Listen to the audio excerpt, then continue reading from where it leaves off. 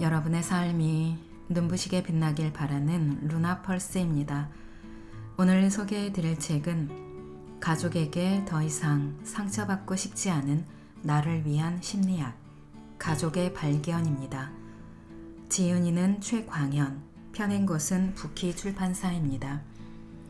저자는 한세대학교 상담대학원 가족상담학과 주임 교수이자 트라우마 가족치료 연구소장입니다. 우리 마음에 생긴 가장 깊은 상처는 대부분 가족과 연결되어 있다고 말하는데요. 가족 안에서 겪는 문제뿐만 아니라 삶에서 경험하는 불행, 낮은 자존감, 불편한 인간관계 등의 뿌리가 가족 안에 있다고 보고 오랜 기간 가족 문제에 대해 공부했다고 합니다. 이 책은 왜 우리는 가족에게 상처받고 힘들어할까? 가족으로부터 받은 상처는 우리에게 어떤 고통을 주고 어떤 모습으로 나타날까? 그 상처를 어떻게 치유할 수 있을까? 더 이상 가족에게 상처받지 않고 나와 가족을 보듬을 수 있을까에 대한 시원한 답을 주고 그것을 통해 나 자신과 가족을 다시 돌아볼 수 있게 합니다. 가족이 주는 상처가 우리에게 더 아프게 다가오는 것은 고통의 실체를 제대로 파악하기 어렵기 때문인데요. 가령 사회에서 만난 누군가를 미워하는 것은 힘든 일이 아닙니다. 그를 피하거나 피할 수 없다면 나의 원수로 여기고 내 인생에서 삭제하면 됩니다. 그러나 미워하는 사람이 내가 가장 사랑하는 가족이라면 이야기는 달라지죠. 늘 함께여서 미처 돌아보지 못한 나와 가족의 상처를 보듬고 공감하며 마침내 내가 행복해지는 법을 이 책을 통해서 발견해 보시면 좋겠습니다. 책의 목차를 말씀드리면 총 4부로 되어 있는데요. 1부는 착한 사람, 2부 상처받은 가족, 3부 가족의 발견, 4부 나와 가족을 보듬다입니다. 이 중에서 몇 군데를 골라 낭독해 드리겠습니다. 오늘도 책과 함께 편안하고 따스한 시간 되시기 바랍니다.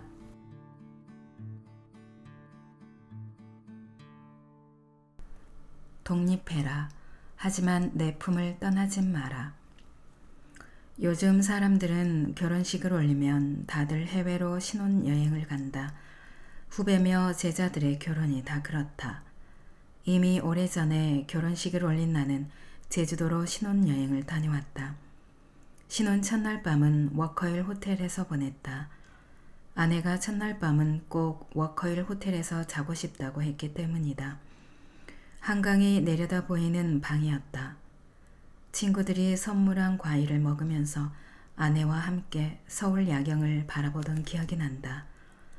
제주도 신혼여행을 마치고 서울로 돌아오는 비행기 안에서 나는 참 많은 생각을 하였다.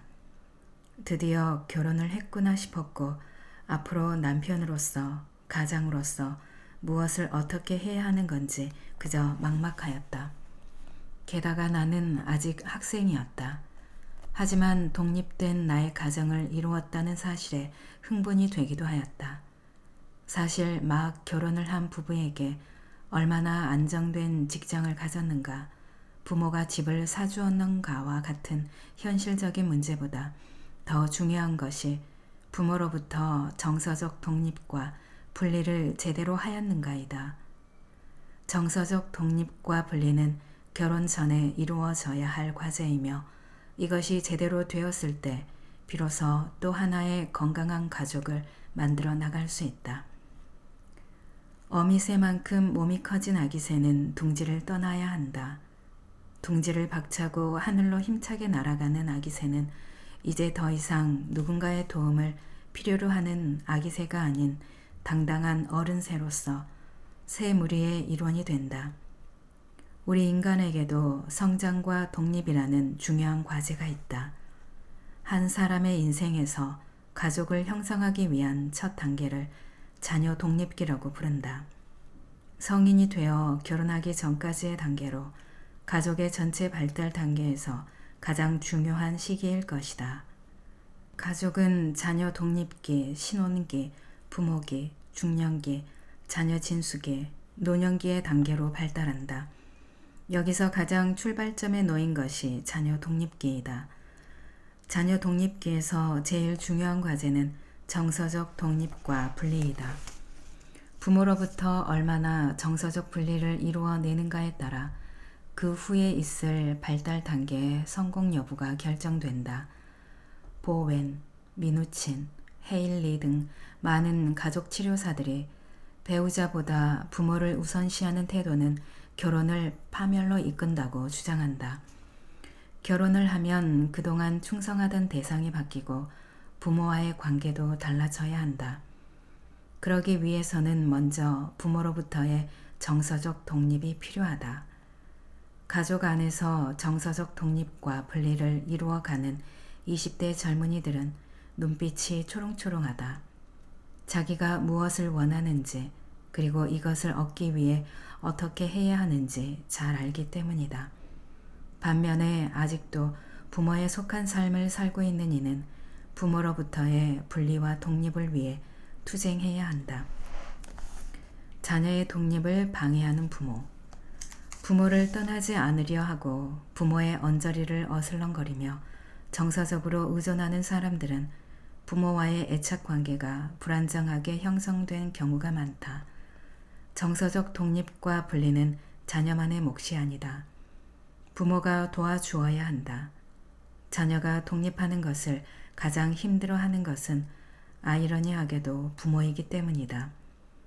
오히려 자녀는 다소 두려울지언정 새로운 세상에 대한 기대와 흥분으로 가득하다. 반면에 부모는 허전함과 아쉬움을 느낀다. 더욱이 우리나라의 부모-자녀 관계는 유독 끈끈한 애착을 보인다. 군대에 간 아들이 훈련 중에 어머니라고 부르며 눈물을 글썽이는 모습은 우리에게 익숙한 풍경이다. 하지만 어릴 때부터 자녀의 자립과 독립을 강조하는 독일 가정에서는 이러한 장면을 이해 못할 뿐 아니라 의문을 제기한다. 왜 저기서 엄마를 찾지요? 왜 울지요? 하고 말이다. 한국 문화에서 보이는 부모와 자녀와의 강한 애착 관계는 양측 모두에게 친밀감, 연대감을 주지만 반면에 아기새의 정서적인 독립과 자립을 어렵게 만든다. 잃어버린 시간을 찾아서의 작가 마르셀 프루스트는 어린 나이에 이미 어머니가 자신이 건강하고 튼튼하게 자라 독립하기보다 병약하고 의존적인 채로 남아있기를 바란다는 것을 알아챘다. 성공한 의사를 남편으로 둔 어머니는 아들과 자기의 관계를 환자와 간호사 같은 관계로 만들려 했고 아들은 엄마의 바람대로 병약하고 의존적인 삶을 살았다. 부모와 자녀가 지나치게 밀착된 의존관계, 즉 공생관계를 형성한 경우 부모는 자녀를 소나기에 꽉 쥐고서 놓아주지 않으려고 한다. 이러한 가족은 가족 구성원 간의 차이를 인정하지 않고 공생관계에서의 이탈을 허용하지 않는다. 어머니는 아이를 양육하고 교육하는 과정에서 끈끈한 애착 관계를 형성하고 그러한 관계를 통해 남편에 대한 실망과 분노를 달래왔기에 자녀가 떠나가고 홀로 남게 되는 상황을 못 견뎌야 한다.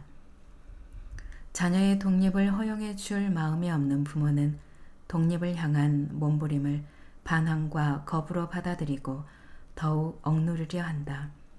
자연스럽게 둘 사이에 긴장과 갈등이 생긴다.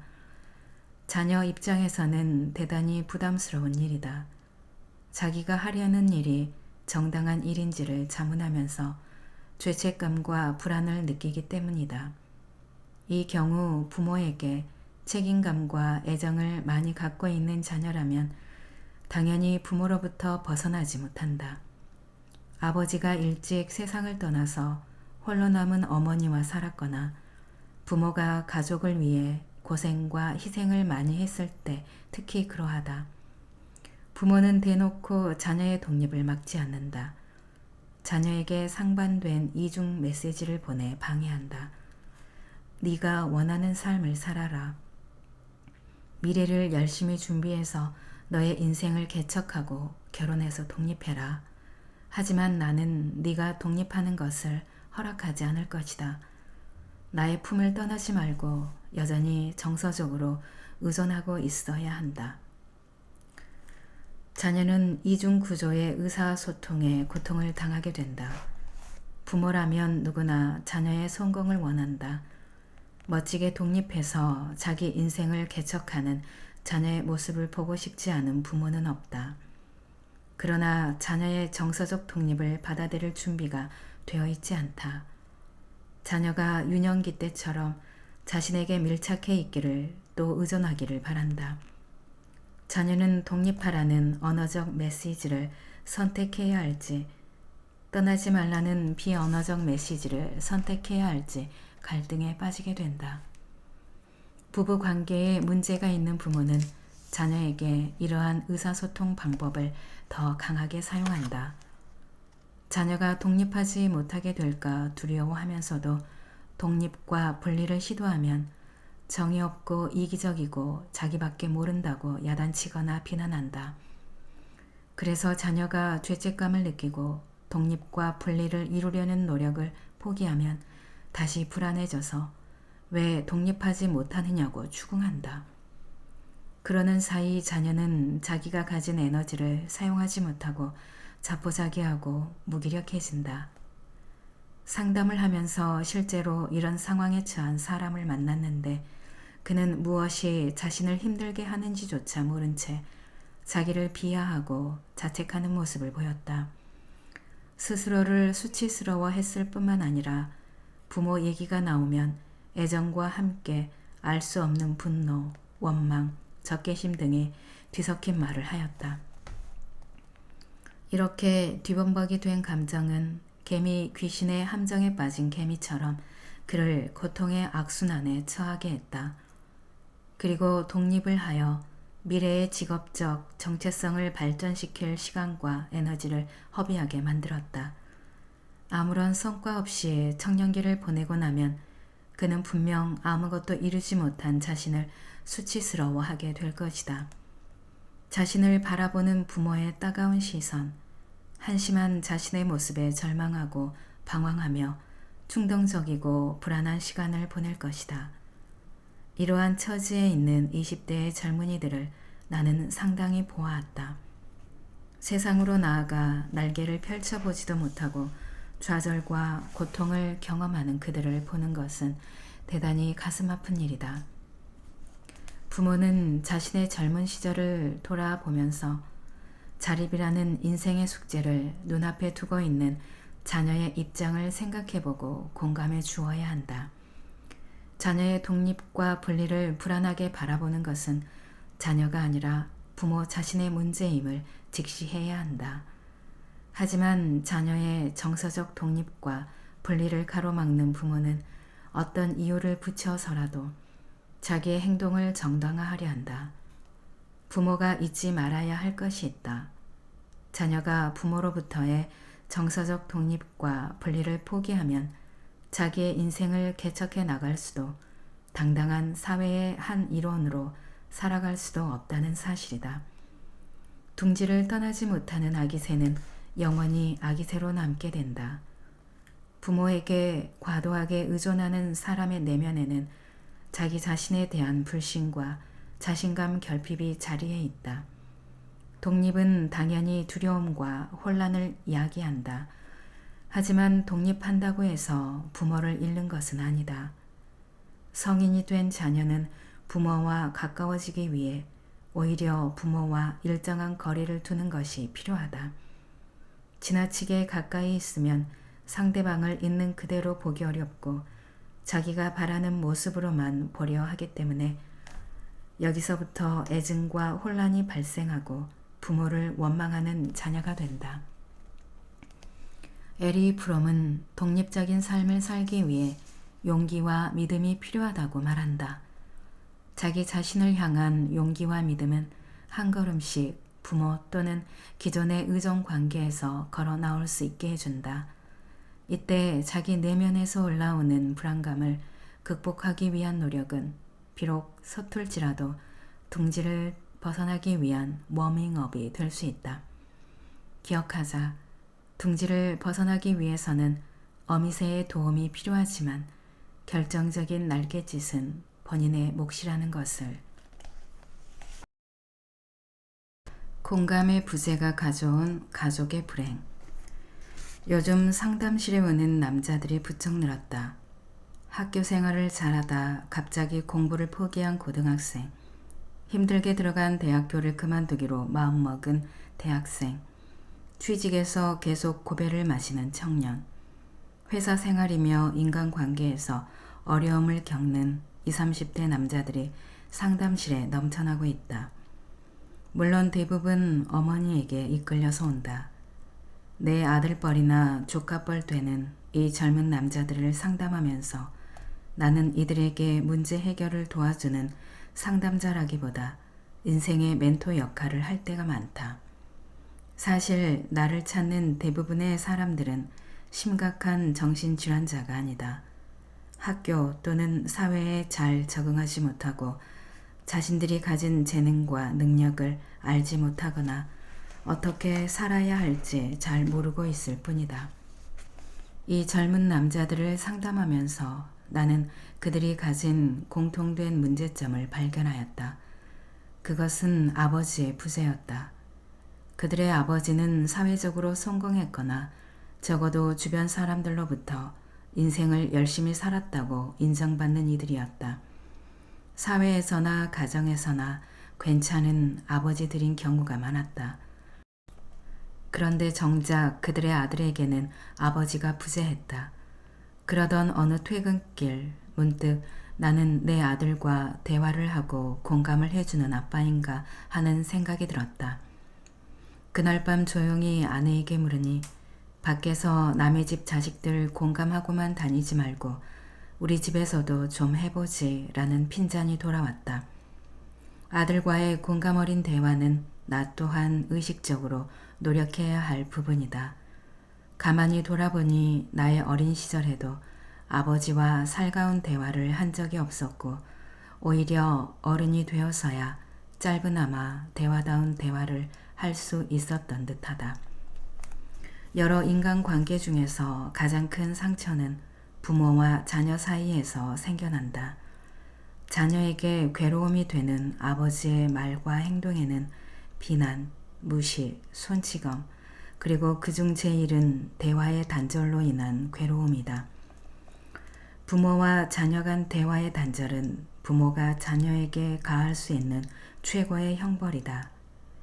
대화의 단절은 자녀로 하여금 부모에게서 공감을 얻을 수 있는 기회를 박탈한다.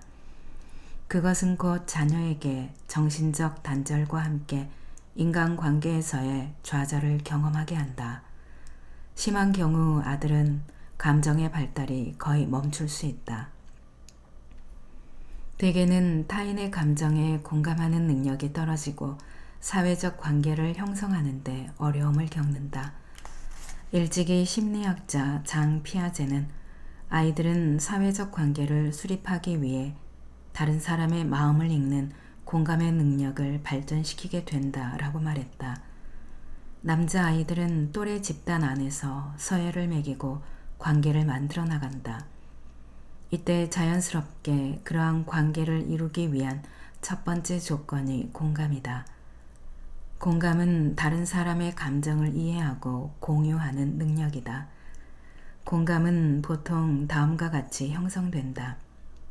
대화를 할 때 상대방에게 감정이입을 하면 상대방은 자신이 이해받는다고 느낀다. 그러면 두 사람 간에 신뢰가 쌓인다. 타인의 감정을 정확히 파악하고 그에 대해 공감할 수 있는 능력으로 상대방이 표현하는 것에 주파수를 맞출 수 있다. 그 순간 별개였던 두 사람은 감정적으로 연결이 된다. 미국의 저명한 심리학자인 데니얼 골먼은 SQ 사회지능에서 오늘 우리에게는 지능, 감성지능뿐 아니라 사회지능이 필요하다고 말했다. 사회지능은 콜먼에 앞서 에드워드 손다이크가 사용한 말이다. 그는 사회지능을 일러 남자와 여자를 이해하고 다루는 기술이라고 정의하였다. 그러나 오늘날은 사람들과 어울려 살아가는데 필요한 능력인 사회성으로 통한다. 그리고 이 사회지능에서 가장 중요한 능력이 바로 공감이다. 부모와의 사이에서 공감 능력을 키우지 못한 아이들은 어른이 되어서도 다른 사람의 감정을 잘 헤아리지 못한다. 문제는 더 있다. 타인의 감정뿐 아니라 자기 자신의 감정조차 헤아리지 못하는 것이다. 그들은 자신의 의견이나 요구, 욕구를 제대로 표현하지 못하고 하루하루를 살아간다. 정신분석가 스카펙은 어린 시절의 상처는 자기 자신을 늘 못살게 괴롭히는 신경증 환자가 되게 하거나 자기 이외의 사람들을 못살게 괴롭히는 성격 장애자가 되게 만든다고 말했다. 더욱이 이러한 성격 장애자들이 제일 못살게 구는 대상은 바로 그들의 아이들이라고 하였다. 스스로를 지나치게 자책하고 수치스러워하는 이들은 자녀에게 사랑을 줄 수는 있지만 그 사랑은 대체로 균형 잡힌 사랑이라기보다는 과잉 사랑인 경우가 많다. 그런데다 일관성이 부족하여 어느 때는 넘치는 사랑을 보여주지만 다른 어느 때는 사랑을 전혀 보여주지 않아서 자녀를 불안하게 한다. 또 이들은 대개 남에게 책임을 전가하는 성격 장애를 가지고 있어서 자신도 모르게 자녀를 냉정하고 비참하게 대한다. 이러한 부모 밑에서 자란 아이는 스스로를 사랑받을 가치가 없는 존재로 여기며 평생을 살아갈 수 있다. 우리 사회에서 이해할 수 없는 각종 범죄와 문제를 일으켜 주변 사람들에게 상처를 주는 사람들은 대부분 성격 장애를 앓고 있는 경우가 많다. 신경증을 가진 사람은 자신의 잘못을 과대 포장하여 생각하기 때문에 적어도 타인에게 상처는 주지 않으려 한다. 그러나 성격 장애가 있는 사람에게 자신의 문제와 위기는 언제나 다른 사람 탓이다. 이 경우 자신은 편할 수 있으나 주변 사람들이 고통을 받게 된다. 상담실에 찾아오는 사람들 중에는 스스로 책임을 지려 하지 않고 남 탓만 하는 이기적인 사람들로 인해 받는 고통을 호소하는 사람들이 많다. 자기 심리학의 선구자인 코엇은 이런 성격 장애의 원인을 공감의 결핍에서 찾는다. 어린 시절 공감 경험을 충분히 하지 못한 아이들이 이기적이고 삐뚤어진 성격을 갖게 된다는 것이다. 우리가 나와 다른 방식으로 생각하고 느끼고 판단하는 다른 모든 사람들과 함께 살아갈 수 있는 것은 공감 능력 덕분이다. 비록 상대와 똑같은 감정을 느끼진 않지만 그의 기분이 어떤지, 입장이 어떤지, 어떻게 생각하는지 헤아릴 수 있고 이것이 서로 간에 소통을 가능하게 만든다. 그러나 공감 능력이 크게 떨어지면 다른 사람의 입장과 처지, 생각과 감정을 잘 헤아리지 못해서 가족관계는 물론 대인관계에서 힘든 일을 많이 일으킨다. 남편에게 부인이 원하는 것, 아버지에게 자녀가 원하는 것은 매달 통장에 찍히는 월급과 안락한 집만이 아니다. 그들은 감정적 유대를 원한다. 아내는 늘 사랑받지 못한다고 느끼며 외로워할 것이다. 아이들도 마찬가지다. 냉정하고 무관심하며 고립된 채 살아가는 아버지는 외형적으로 분명한 갈등을 일으키지 않더라도 가족 모두에게 큰 고통을 안겨줄 수 있다. 더욱이 이런 부모 밑에서 성장한 이들은 자신이 어떤 문제로 힘들었고 어떤 결핍을 갖고 있는지 모른 채 자신의 아버지와 똑같은 실수를 하며 살아갈 수 있다. 스위스의 아동 심리학자 앨리스 밀러는 어릴 때 사랑하는 방법을 제대로 배우지 못하고 어른이 되면 자녀에게도 사랑과 보호를 제대로 해줄 수 없다고 말했다. 부모의 사랑이나 공감을 한 번도 받아보지 못한 채 부모의 냉혹함과 무감각, 무관심, 무지에 부딪히고 그런 분위기에서 유년기와 청소년기를 보낸 사람들은 자신의 아이들에게도 공감을 선물할 줄 모른다. 공감이 무엇인지 모르는데 어떻게 줄 수 있겠는가? 그럼에도 그 아이들은 살아남을 것이다. 그 아이들의 부모가 그랬듯이 말이다. 그 아이들 역시 자신이 한때 얼마나 큰 고통을 받았는지 기억하지 못할 것이다. 그러한 기억을 스스로 억압하거나 완전히 추방해 버렸기 때문이다. 자신이 배우자와 아이에게 얼마나 많은 상처를 주었는지 알려면 과거를 돌아보고 어린 시절 얼마나 많은 상처를 받았는지부터 깨달아야 한다. 이와 관련해 잠시 해리 할로우 박사의 원숭이 이야기를 해보자. 할로우 박사의 유명한 원숭이 애착 실험에 이용된 원숭이는 애착 문제에 있어 트라우마를 갖게 되었다. 나는 이러한 실험 영상이 담겨있는 아기 성장 보고서 3편 애착, 행복한 아기의 조건을 보면서 원숭이 때문에 마음이 몹시 아팠다. 애착 실험을 위해 새끼 원숭이는 어미 원숭이와 떨어져 다른 우리에 있게 되었다.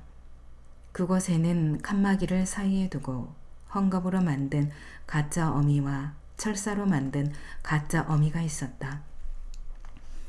할로우 박사는 일부러 위기 상황을 만들어 새끼 원숭이가 어디로 달아나는지를 관찰하였다. 이 원숭이 실험이 발표되자 할로우 박사는 많은 사람들로부터 비난을 받았다. 할로우 박사는 이 상처받은 원숭이를 치료하기 위해 애착 관계를 잘 형성한 치료자 원숭이를 우리에 넣었다. 치료자 원숭이는 어미와 애착 관계를 잘 형성하고 동료 원숭이들과도 건강한 관계를 유지하고 있는 정서적으로 안정된 원숭이였다. 치료자 원숭이를 트라우마가 있는 원숭이 옆에 두자 신기한 일이 발생하였다. 상처받은 원숭이가 서서히 변화하는 것이었다. 치료자 원숭이와 정서적인 교감을 나누면서 트라우마가 있는 원숭이의 정서가 자연스럽게 안정되었다. 치료자 원숭이는 어미로부터 안정적인 공감을 받은 원숭이였다. 그리고 그 존재 자체로 상처 입은 원숭이에게 긍정적인 힘이 되었다. 이 실험은 큰 의미가 있다. 어린 시절 부모나 주변인들로부터 공감받지 못하고 자란 사람의 마음도 치유될 수 있다는 희망을 보여준 것이다. 과거의 상처는 치유될 수 있다. 다만 우리에게도 치료자 원숭이처럼 안정된 정서를 가진 치료자가 필요하다. 공감의 끈을 놓지 않고 현재의 나를 이해하고 보듬어 줄 사람이 필요한 것이다. 나는 상담 현장에서 많은 아내들과 남편들을 상담하면서 그들이 배우자에게 실망하고 분노를 느낄 때는 바로 상대방이 이런 역할을 해주지 않을 때라는 것을 알게 되었다. 내담자 중심 상담의 선구자인 칼 로저스는 누군가가 내 말을 성의껏 들어준다고 느끼면 당장 눈가가 촉촉해진다. 그것은 기쁨의 눈물이자 내 감정과 입장을 알아준 것에 대한 감사이다. 라고 말했다. 우리는 공감을 통해 진정으로 감사와 존중의 감정을 갖게 된다. 마음속 깊은 곳에서 우러나는 감사는 우리의 오래된 상처를 치유하고 다른 사람에게도 그와 같은 감정을 옮길 수 있게 한다.